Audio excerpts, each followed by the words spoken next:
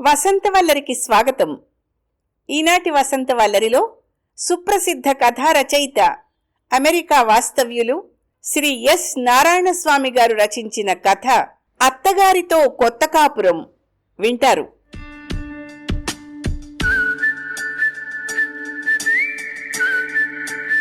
జనవరి నెలలో ఒక శనివారం డెట్రాయిట్ తెలుగు సమితి వారి సంక్రాంతి సంబరాలు చూసి శ్యామల, సుధాకర్ కారులో ఇంటికి తిరిగి వస్తున్నారు.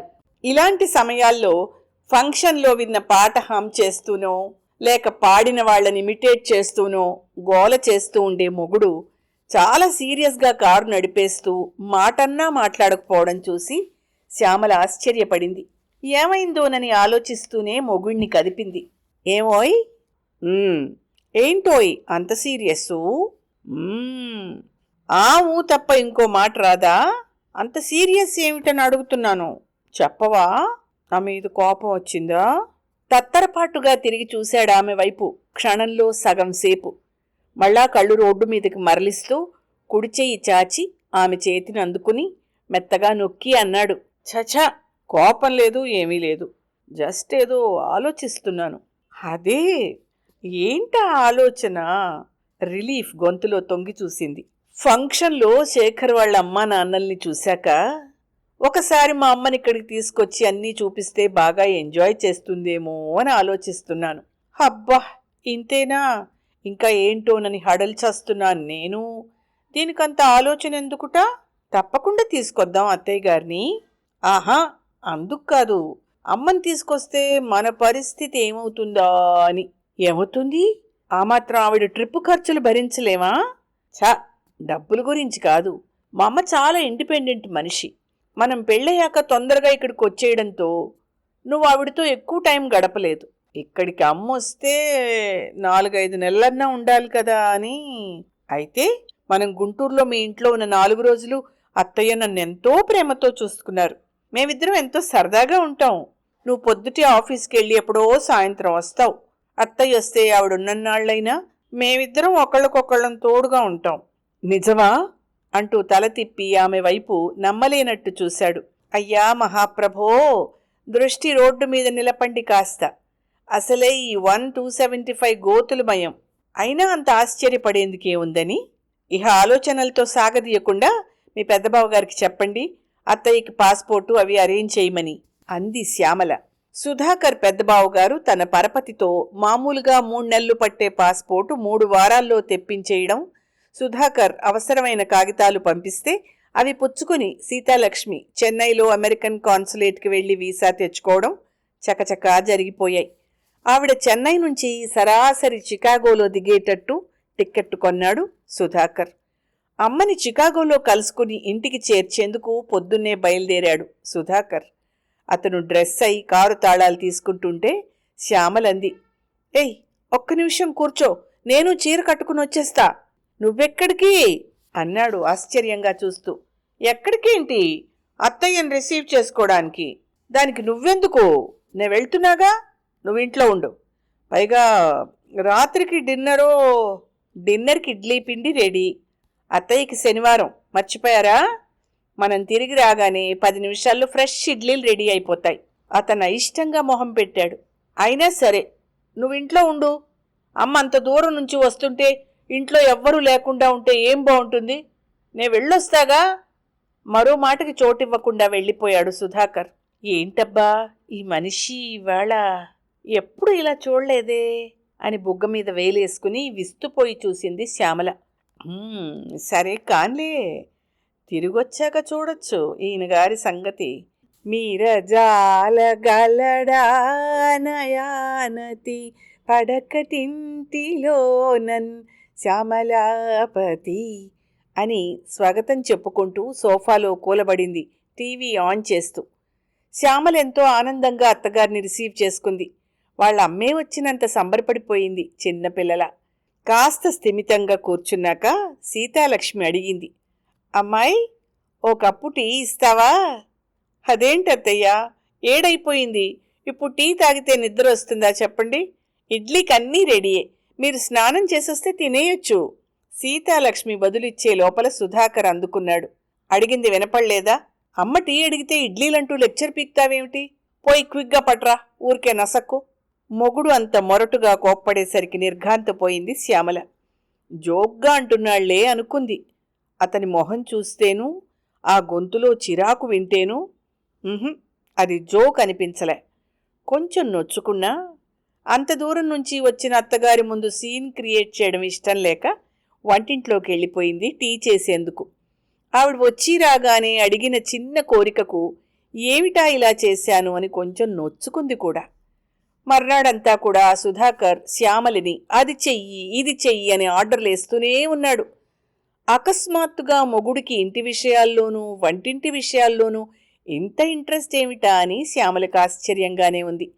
ఏమోలే, అంత దూరం నుంచొచ్చిన తల్లికి అన్నీ సుఖంగా జరిగేలా చూడాలన్న తాపత్రయం కాబోలు అని సరిపెట్టుకుంది. సోమవారం పొద్దున్న ఆఫీస్కి బయలుదేరబోతున్న సుధాకర్ని అడిగింది శ్యామల. నువ్వెళ్లే ముందు ఒక గ్యాలన్ పాలు తెచ్చి పెట్టవా? ఇవాళ రసగుల్లా చేద్దామనుకుంటున్నాను. అతను షాక్ కొట్టినట్టు ఆగిపోయి చూశాడు. నిన్నంతా ఆదివారం, అప్పుడు అడుగుండొచ్చు కదా. నిన్నను అనుకోలేదు. రాత్రి పడుకోబోతుంటే ఆలోచన వచ్చింది, అందుకని. అది నా కోసం కాదుగా, మీ అమ్మ వచ్చారు కదా అని. నాకు టైం అవుతోంది శ్యామల. సూపర్ మార్కెట్ ఇక్కడే కదా, మహా అయితే కారులో వెళ్ళొచ్చేందుకు 10 నిమిషాలు కూడా పట్టదు. ఈ టైంలో రద్దీ కూడా ఉండదు. తెచ్చిపెట్టవా ప్లీజ్ అంది వేడుకోలుగా. ఒక్క క్షణం ఆలోచించి, ఆహా కుదరదు, నేను అర్జెంటుగా వెళ్ళాలి, నీకు చేతనైంది చేసుకో అని మొహం ముటముటలాడించుకుంటూ వెళ్ళిపోయాడు సుధాకర్. శ్యామలకి మళ్లీ కొంచెం బాధేసింది. ఇంతలో సీతాలక్ష్మి పూజ ముగిసినట్టు గంట వినిపించి ఆవిడ కాఫీ కలిపేందుకు ఉపక్రమించింది. ఆ రోజంతా వాన పడుతూనే ఉంది. సాయంత్రం శ్యామల వంట ప్రిపరేషన్స్ చూసి సీతాలక్ష్మి అడిగింది, ఏమ్మా శ్యామల, ఏదో స్పెషల్ చేస్తున్నట్టున్నావే? అవునత్తయ్య, పులిహోర రవకేసరి చేస్తున్నాను, మామూలు వంటతో పాటు. ఎందుకమ్మా, నిన్ననేగా పలావు అది చేశావు. రోజూ ఇంత వంట చేస్తావా, లేక నేనొచ్చానని కష్టపడుతున్నావా? అదేంటత్తయ్య, మీరంత దూరం నుంచి కష్టపడొచ్చారు, మీకు కాస్త స్పెషల్గా చేసి పెట్టుకోవడం ఏం కష్టమని? పులిహోర అంటే తనకు కూడా ఇష్టమే. ఈ కూరలు పులుసులు రోజూ ఉండేవే. మీరున్న 4 రోజులన్నా మిమ్మల్ని బాగా చూసుకోవడం నా బాధ్యత కాదు? మంచి పిల్లవే. నువ్వు నన్ను బాగా చూసుకోవాలని ఇలా రోజూ తినిపిస్తే నే వెళ్లే నాటికి విమానం ఎక్కితే అది అసలు పైకి ఎగరలేదు, నా బరువు మొయ్యలేక. మీ ఆయనకి ఇష్టమైతే చెయ్యమ్మా, కానీ నా కోసం కష్టపడకు. భలేవారత్తయ్య, ఈ మాత్రానికేనా? పోనీ నేనేమన్నా సాయం చేయనా? ఇంకా నయం, మీతో వంట చేయిస్తున్నానని తెలిస్తే నా ప్రాణం తీసేస్తాడు తను. అత్తగారితో నవ్వులాటకే అన్నా. ఆ మాట నిజమని శ్యామలకే ఎక్కడో లీలగా తట్టింది. ఆ రోజు సుధాకర్ ఇంటికొచ్చేసరికి 8 దాటింది. ఇద్దరూ అతని కోసం ఎదురుచూస్తూ కూర్చున్నారు. తడిసిన బూట్లు విప్పుకుంటూనే తల్లిని అడిగాడు, అమ్మా భోంచేశావా? లేదురా, నీకోసమే చూస్తున్నాం. శ్యామలడిగింది. వానమూలంగానా ఇంత లేట్ అయింది? ఆ ప్రశ్నకి జవాబు చెప్పకుండానే చిరాకు చూపిస్తూ తిరుగు ప్రశ్న వేశాడు. నాకు అప్పుడప్పుడు లేట్ అవుతుందని తెలుసు కదా, అంతసేపు అమ్మకు అన్నం పెట్టకుండా మాడుస్తావా? ఈ విసురు శ్యామలకి చురుక్కున తగిలింది. గింజుకుంటూనే జవాబిచ్చింది. నీకు లేట్ అవుతుందని నేనేమైనా కలగన్నానా? అక్కడికి అత్తయ్యకి చెప్పాను, మీరు తినేయండి అని. అవునరా, ఉన్నది 3, దాంట్లో నాకు మళ్ళీ వేరే వడ్డం దేనికి? ఎలాగూ నేనెప్పుడూ 8 దాటాకే తినడం. అందరం కలిసి భోజనం చేస్తే బావుంటుందని. నువ్వు వెళ్ళి స్నానం చేసిరా చప్పున. తల కూడా తడిసినట్టుంది. అమ్మాయి ఎప్పుడో వంట ముగించేసి కనిపెట్టుకుందిరా. సుధాకర్ బదులు చెప్పకుండా స్నానానికి వెళ్ళాడు. అతను బయటకొచ్చేటప్పటికి శ్యామల పదార్థాలన్నీ తిరిగి వేడి చేసి టేబుల్ మీద అమర్చింది. సుధాకర్ తల్లితో కబుర్లాడుతూ తినడం మొదలెట్టాడు. ముందు వాళ్ళిద్దరికీ వడ్డిస్తాను అంది శ్యామల. అన్నీ టేబుల్ మీదే ఉన్నాయిగా, నువ్వు కూర్చో, లేట్ అయింది ఇప్పటికే అని సీతాలక్ష్మి బలవంతం చేయడంతో తప్పక కూర్చుంది. అప్పటికీ అన్నీ కనిపెడుతూ అత్తగారికి కొసరి కొసరి వడ్డించింది. సుధాకర్ పులిహోర బాగా ఎంజాయ్ చేశాడు. కాని శ్యామల సుధాకర్ చూపిన దురుసుతనానికి ఇంకా ముభావంగానే ఉంది. భోజనాలయ్యాక శ్యామల వంటింట్లోంచి 3 కప్పుల్లో కేసరి సర్ది తీసుకొచ్చింది. తన ముందు పెట్టిన కప్పుని చూసి కళ్ళు చిట్లించి, ఇదేంటి రసగుల్లా చేస్తానన్నావుగా అన్నాడు సుధాకర్. దాంతో తిక్కరేగింది శ్యామలకి. నువ్వు పాలు తీసుకురాలేదుగా అంది నిష్ఠూరంగా. అయితే ఆ మాత్రం సూపర్ మార్కెట్ దాకా వెళ్ళి తెచ్చుకోలేవా? నీకసలు చెయ్యాలని మనసులో ఉంటే గదా ఆ ఆలోచన వచ్చేందుకు. నేను పాలు తేలేదని వంకబెట్టి ఇదే ఛాన్స్ అని ఈజీగా అయిపోతుందని కేసరితో సరిపెట్టేశావు. అత్తగారికి ఇష్టంగా ఏమన్నా స్పెషల్ చేసి పెట్టాలని కొంచెమన్నా ఉందా నీకు? శ్యామల బిత్తరపోయింది. తన సుధాయేనా ఇలా నిష్కారణంగా దెప్పుతున్నది? ఈ 2 రోజులు అతను సాధింపుగా ఏమన్నా అంటే వాళ్ళమ్మొచ్చిన కొత్త ఏమోలే అని సర్దుకుంది. కానీ ఈ విషయంలో తప్పు తన దగ్గరుంచుకుని నింద ఆమె మీద వెయ్యడం, అసలు తన సత్సంకల్పాన్నే శంకించడం అంతకన్నా ఘోరం అనుకుంది. శ్యామలకి చాలా కోపం వచ్చింది. అతను ఎందుకిలా మాట్లాడుతున్నాడో అర్థం కాలేదు. 6 నెలల దాంపత్యంలో ఇలాంటి పరిస్థితి ఎప్పుడూ రాలేదు.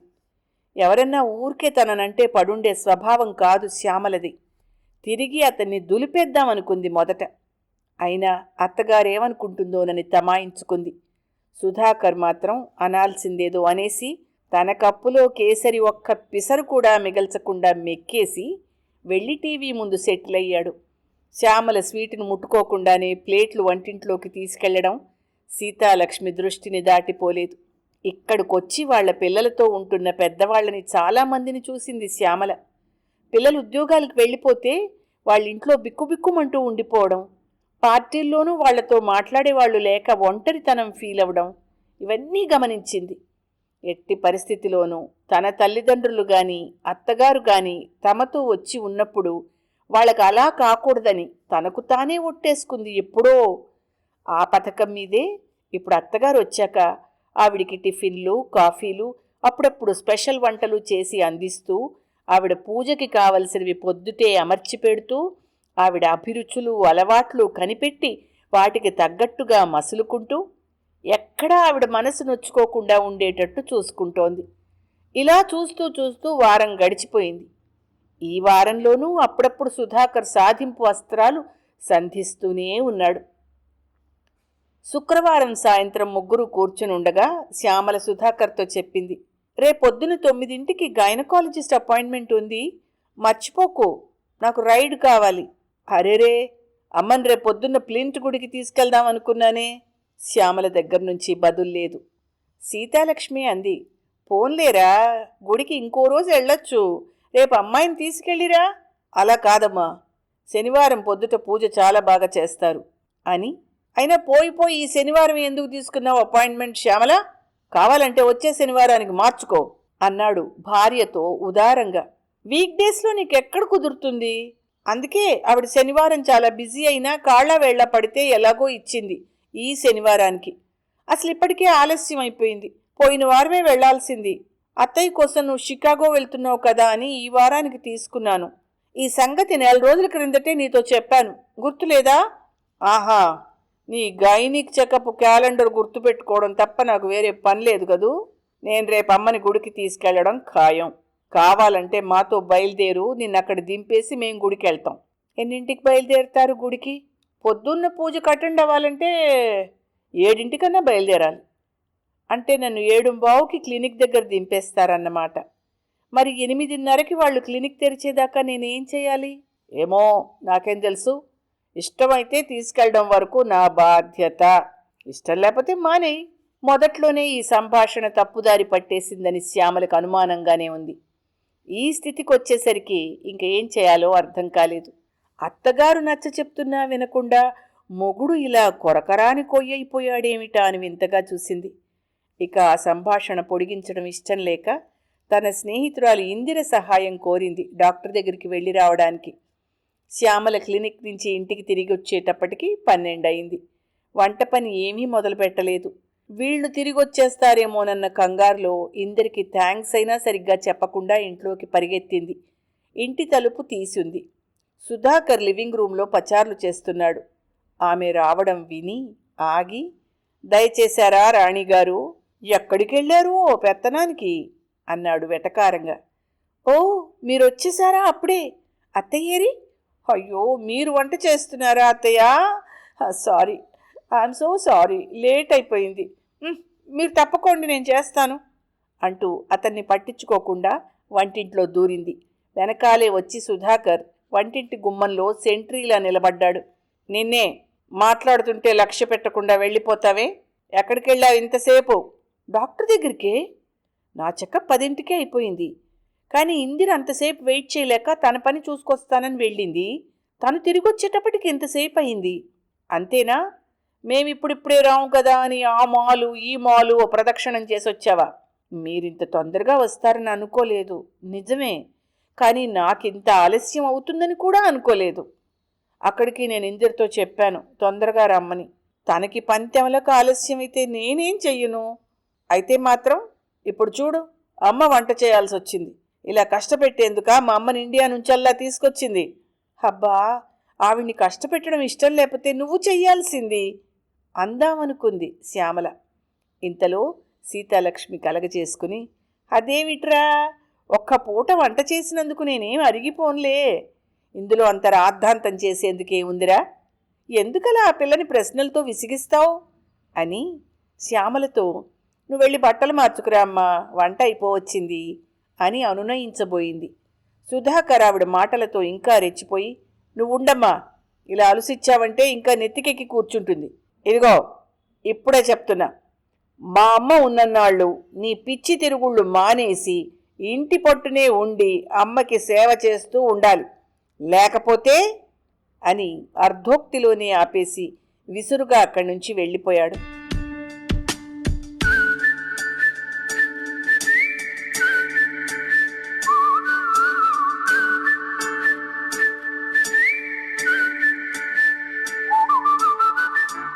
ఆదివారం సాయంత్రం స్నేహితులతో టెన్నిస్ ఆడుకుని హుషారుగా ఏలేసుకుంటూ ఇంటికొచ్చాడు సుధాకర్. శ్యామల, సీతాలక్ష్మి ఇద్దరూ సీరియస్గా కూర్చునున్నారు లివింగ్ రూంలో. వాతావరణం భారంగా ఉంది. ఎప్పుడు తను ఇల్లు చేరేటప్పటికి వాళ్ళిద్దరూ కబుర్లు చెప్పుకుంటూనో కలిసి సంగీతం వింటూనో ఉండేవాళ్లు.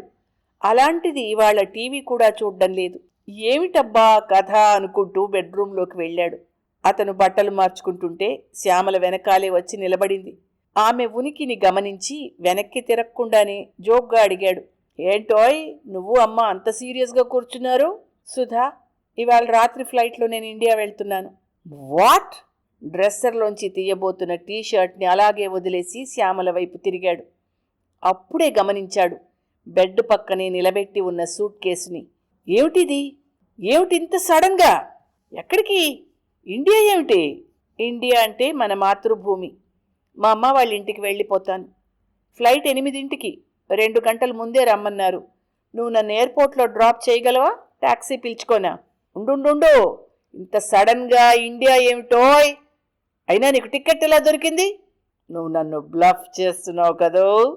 ఐ కాల్ యువర్ బ్లఫ్ అంటూ విసురుగా సూట్ కేసు ఎత్తి బెడ్ మీద పడేసి తెరిచి చూశాడు.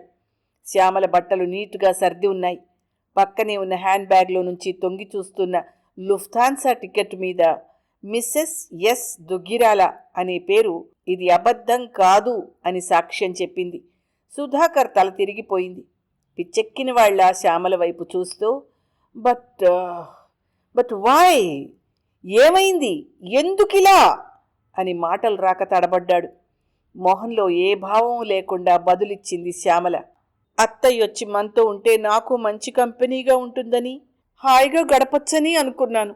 ఆవిడికి నీకు నచ్చేటట్టు ఈ సేవలు నేను చెయ్యలేనని నీ మాటల వల్ల ఈ వారం రోజుల్లోనూ తేలిపోయింది. ఆవిడికి సేవ చేయలేక నీకు బరువై నేనెందుకు ఇక్కడ ఉండడం? అందుకనే వెళ్ళిపోదామని నిశ్చయించుకున్నాను. అకస్మాత్తుగా కొనడం వల్ల టికెట్ ఖరీదు కొంచెం ఎక్కువే అయింది. సారీ. ఎప్పటికన్నా తిరిగొస్తాననే ఆశతో రౌండ్ ట్రిప్ టిక్కెటే కొన్నాను. అత్తయ్య ఉండగాను వెళ్ళిపోయాకో మళ్ళీ నీకు నేను పనికొస్తానని అనిపిస్తే రమ్మని పిలు. నాకు రావాలనిపిస్తే వస్తాను. నీకు నన్ను దింపడం వీలు కాకపోతే టాక్సీ పిలుస్తాను. చెప్పదలుచుకున్నది ఎన్నోసార్లు రిహార్సల్ వేసుకున్నట్టు అప్పగించేసి ఫోన్ దగ్గరికి నడిచింది శ్యామల. సుధాకర్ అచేతనావస్థలో నుంచి బయటపడి ఒక్క అంగలో శ్యామలని చేరి ఫోన్ లాగేసుకున్నాడు. హేయ్ పిచ్చి, నేనేదో క్రేజీగా అన్నానని నన్ను వదిలేసి వెళ్ళిపోతావా? ఛ, నేను ఉత్త బుద్ధి లేని వెధవనే అనుకో, ఏదో వెర్రివాగుడు వాగేనే అనుకో. అందుకని అందుకని ఏ ప్లీజ్ నా మాట విను. నువ్వింత హర్ట్ అవుతావు అనుకోలేదు. I'm so sorry. ఈ ఒక్కసారి నా మాట వినవు ప్లీజ్ దీనంగా అడిగాడు సుధాకర్. శ్యామల తొణక్కుండా, నీకే ప్లీజ్, ప్రిటీ ప్లీజ్, దయచేసి నన్ను టాక్సీ పిలుచుకొని అంది. ఇంతలో సీతాలక్ష్మి లోపలికొచ్చింది. ఆవిడతో చిన్నపిల్లాళ్ళ అన్నాడు, చూడమ్మా, శ్యామల నన్ను వదిలేసి ఇండియా వెళ్ళిపోతానంటోంది. నువ్వన్నా చెప్పమ్మా. ఫోన్లే వెళ్ళిరానీరా. ఆడపిల్లన్నాక పుట్టింటి మీద బెంగ ఉండదాయే. వదిలేసొచ్చి 6 నెలలు దాటిందాయే. నేనెలాగూ ఇక్కడ 4 నెలలు ఉందామనే వచ్చాను. నీకు వంట వార్పుకి ఇబ్బంది ఏమీ ఉండదు. వెళ్ళి హాయిగా 1 నెల రోజులు గడిపొస్తుంది. పోయిరాని. అబ్బా, అది కాదమ్మా, బెంగపడి కాదు తను వెళ్తున్నది. నీకు సరిగ్గా సేవ చేయడం లేదని నేనేదో సాధించానుట, అందుకని అలిగి వెళ్తోంది. అలాగా? అవును మరి, అలిగిందంటే అలగదు. అభిమానవంతులు ఊరికే మాటలంటే పడతారేమిట్రా? అయినా నాకు తెలియక అడుగుతాను, ఎందుకిలా అమ్మాయిని చెండుకు తింటావు అస్తమానం? అది అది తను నీకు కోడలు కదమ్మా, నీకు సేవలు చేయాలా వద్దా? తను చేయకపోతే నేను పెళ్ళవంగానే పెళ్ళాంచాటు మొగుణ్ణైపోయి అమ్మ నిర్లక్ష్యం చేశాను అని అందరూ అనుకోరు. అందుకని నీ పరువు కోసమని శ్యామల దుంప తెంచుతావా? అయినా సేవలు చేయించుకోవడానికిట్రా నేను ఇక్కడికి వచ్చింది. కొడుకు కోడలు చిలక గోరింకల్లా ఉంటే చూసిపోదామని, మీతో 4 రోజులు హాయిగా గడుపుదామని గాని, అక్కడికి పిచ్చి పిల్ల నాకేదో పెట్టిపోయాలని పుస్తకాలు చదివి స్నేహితులనడిగి ఏవేవో కొత్త కొత్త వంటలు చేస్తూనే ఉంది. ఎందుకమ్మా అన్నా వినకుండాను. నాకెక్కడ బోరు కొట్టిపోతుందోనని తన స్నేహితురాలు యూనివర్సిటీలో పనిచేస్తుందిట. ఆ ఇందిరిని అడిగి యూనివర్సిటీ నుంచి తెలుగు పుస్తకాలు మన పత్రికలు కూడా తెచ్చిపెట్టింది. అయినా నువ్వు తనను అనవసరంగా అన్నేసి మాటలు అన్నందుకు తను వాళ్ళ అమ్మ దగ్గరికి వెళ్లడమే నీకు శాస్తిలే అని తీర్పు చెప్పింది సీతాలక్ష్మి. దాంతో మొహం వేళ్లాడేసుకుని కళ్ళనీళ్ల పర్యంతమై, నీకు అర్థం కాదమ్మా, ఈ 6 నెలల్లోనూ నేను తన మీద ఎంత డిపెండెంట్ అయిపోయానో నీకు చెప్పలేను. తను వెళ్ళిపోతే నా బతుకు దుర్భరం అయిపోతుంది అన్నాడు. ఆ సంగతి నాతో చెప్తావెందుకు? వినాల్సిన మనిషి అక్కడే ఉంది, వెళ్ళి చెప్పు, వింటుందేమో. తల్లి కొడుకుల సంభాషణ జరుగుతున్నంతసేపు శ్యామల ఫోన్ దగ్గర గోడవైపు చూస్తూ ఉండిపోయింది. సుధాకర్ ఆమె భుజాలు పట్టుకుని తన వైపు తిప్పుకున్నాడు. ఏం చెప్తావో చెప్పు అన్నట్టు సవాలుగా చూశాయి ఆమె కళ్ళు. తట్టుకోలేక తలదించుకున్నాడు. ఆమె చెయ్యి పట్టుకుని వణికే గొంతుతో, శ్యామ్, ఐఎమ్ రియల్లీ సారీ. నువ్వు లేకుండా నా జీవితాన్ని ఊహించుకోలేను శ్యామ్. టికెట్ పోతే పోయింది. Please don't go. No, you are not going అన్నాడు సిన్సియర్గా. ఇలాంటి వెధవ పనులు ఇక మీదటి చేసి బాధ పెట్టను అని చెప్పు అని వెనక నుంచి అందించింది సీతాలక్ష్మి. ఇలాంటి వెధవ పనులు చేసి నిన్నెప్పుడు బాధ పెట్టను శ్యామ్. ఉండిపోవా ప్లీజ్ అని జాలిగా అడిగాడు. జవాబుగా సీతాలక్ష్మి వైపు చూస్తూ శ్యామలంది, మందు బానే పనిచేసినట్టుంది అత్తయ్య. ఈ ట్రీట్మెంట్ చాలంటారా అని. మందా? ట్రీట్మెంటా? అదేమిటి? ఏమిటమ్మా ఇదంతా? అప్పటికి తలెత్తాడు. హ్యాండ్ బ్యాగ్లోంచి టికెట్ తీసి అతని చేతిలో పెట్టి, జాగ్రత్తగా చదువు అంది Shyamala. Name missus S Duggirala, age 59, from Chennai to Chicago to Chennai. బ్రహ్మాండంగా డైరెక్ట్ చేశారు అత్తయ్య కథని, మీకు ఆస్కార్ అవార్డు ఇవ్వాల్సిందే అంటోంది శ్యామల సీతాలక్ష్మిని కౌగలించుకుంటూ. నువ్వు బాగానే యాక్ట్ చేసావులే. మధ్యలో నవ్వేసి ఎక్కడ పాడు చేస్తావోనని ఇంతటితో వదిలేశాను. లేకపోతే పనిలో పనిగా ఈ పూట వంట కూడా చేయించేదాన్ని వాడితోనే అని నవ్వుతోంది సీతాలక్ష్మి. జాయింట్గా తనకి షాక్ ట్రీట్మెంట్ ఇచ్చిన ఆ అత్తా కోడళ్ళని చూస్తూ మరోసారి బిత్తరపోవడం సుధాకర్ వంతయింది.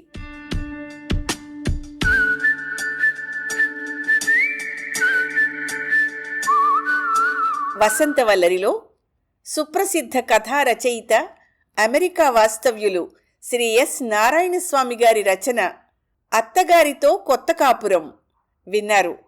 ఈ కథ 2000 సంవత్సరం తానా సావనీర్లో తొలిసారి ప్రచురింపబడింది. మిత్రులు కథని శ్రద్ధగా విన్నారనే అనుకుంటున్నాను. అయితే ఈ కథలో హీరో ఉన్నాడే సుధాకర్, అతని ఇంటి పేరేమిటో చెప్పండి కామెంట్స్లో. వసంతవల్లరిలో ఇవాల్టి కార్యక్రమం మీకు నచ్చిందని ఆశిస్తున్నాను. అందుకే లైక్ చేసి మీ మిత్రులకు బంధువులకు లింక్ను షేర్ చేసి మీ అమూల్యమైన అభిప్రాయాన్ని నాకు కామెంట్ బాక్స్లో తెలియచేయమని, వసంతవల్లరికి సబ్స్క్రైబ్ చేయమని విన్నవించుకుంటూ మీ వసంతలక్ష్మి అయ్యగారికి సెలవు మరి. Thank you. వసంతవల్లరి మిత్రులు, శ్రేయోభిలాషులు, వీక్షకులు, శ్రోతలు అందరికీ ఒక విజ్ఞప్తి. గతంలో లాగానే ఎప్పటికప్పుడు నా కథలను విని స్పందన తెలియచేయమని కోరుతూ, నేను చదివిన కథ మీకు బాగా నచ్చినట్టయితే తప్పకుండా హైప్ ఆప్షన్ నొక్కి నన్ను ప్రోత్సహిస్తారు కదూ.